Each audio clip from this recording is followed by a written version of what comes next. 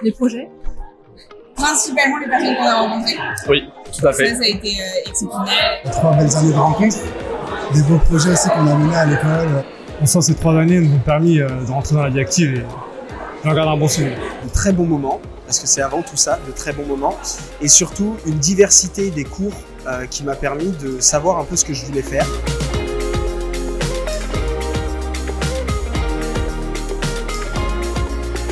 Déjà découvrir tout ce qui était l'urbanisme, la manière dont est-ce qu'on gère les villes, dont on les construit, dont on les organise.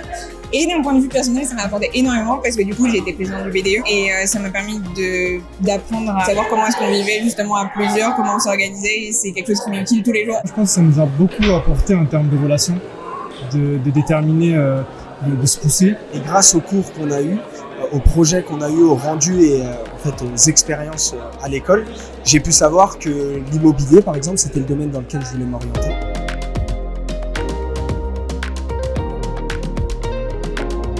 Aujourd'hui, je suis au service de maîtrise d'ouvrage de la PHP, donc c'est l'assistance publique hôpitaux de Paris, et donc je construis des hôpitaux.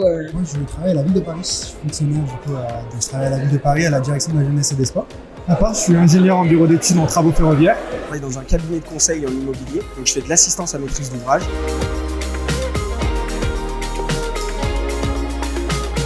Je devais partir en stage à New York, à la mairie de New York, pour faire des études de développement durable, et le Covid est arrivé. Moi, j'étais à Gennevilliers dans 92.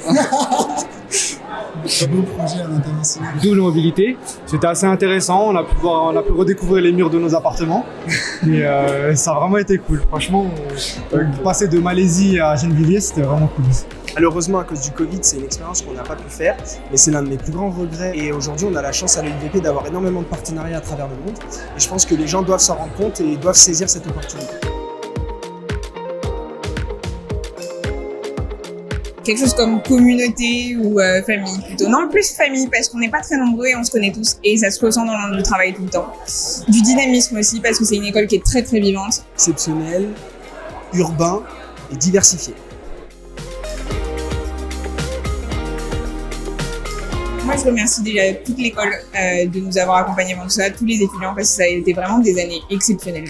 J'ai rencontré mon fiancé avec qui on vient tous se marier à l'UIVP. Donc, c'était vraiment des années exceptionnelles et qui m'ont construit en grande partie ma vie. Donc, merci à tout ça. Merci à toutes ces rencontres. Ouais, c'est ça, et pour la formation qu'on a eue, toutes ces bonnes rencontres. Ouais. Le IVP va me manquer. Voilà.